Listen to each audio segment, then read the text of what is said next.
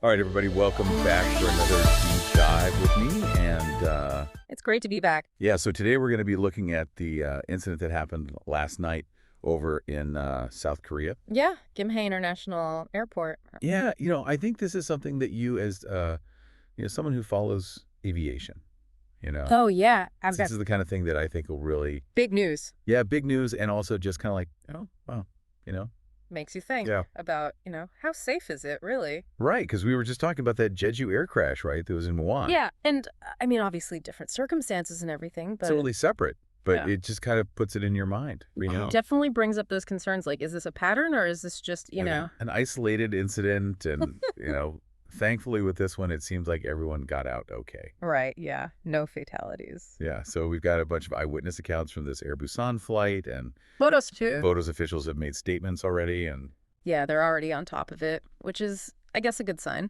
yeah, so let's get into it. So Gimhae International Airport, I don't know a ton about this airport.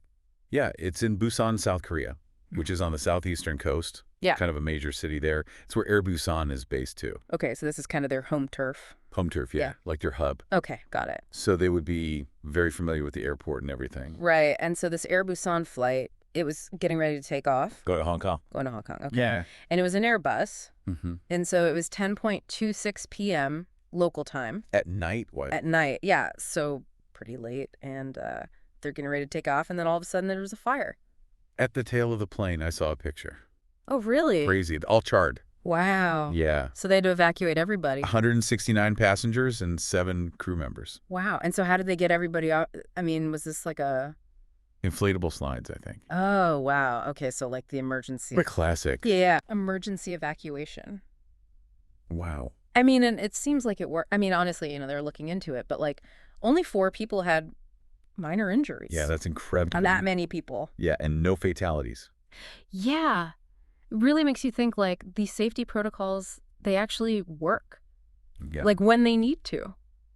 Yeah, there's one thing to hear about it, but like to know that in a real situation like this, They held up. yeah. Wow, that's pretty amazing. And it makes you wonder, was it something with like the way that they evacuated? Was there like, I mean, what do we know about how they got everyone off so fast? Well, so they haven't released all the details yet, obviously. But I think from what they've said so far, the crew really knew what they were doing. They got everyone out in an orderly fashion. And then the firefighters, right? Oh, yeah, the firefighters were there super They saved fast. minutes. 8 minutes. I mean, how do they even get there that fast? I know, right? That's incredible. It makes you wonder, like, do they have a station right there at the airport or?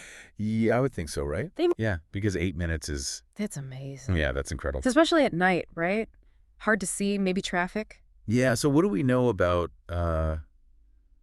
what could have caused this fire? I know it's really early, but Yeah, they haven't said anything specific yet. Investigations take time, yeah, They have to be really thorough, especially with something like this. of course, yeah.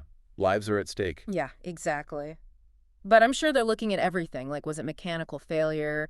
Was it maybe something with the fuel system? Was it something else entirely? You know what's interesting is that, we're talking about Air Busan being a budget airline, Right. and sometimes people think, oh, budget airline, Are they cutting corners? yeah, are they cutting corners? Are they safe? And, and this is a subsidiary of Asiana Airlines. Right. Which is a much larger, well-established airline. Yeah, so I wonder, does that mean that maybe some of those safety standards are kind of Trickling down. trickling down? Is that? Yeah, I mean, it's possible, but again, it's really too early to speculate. Sure.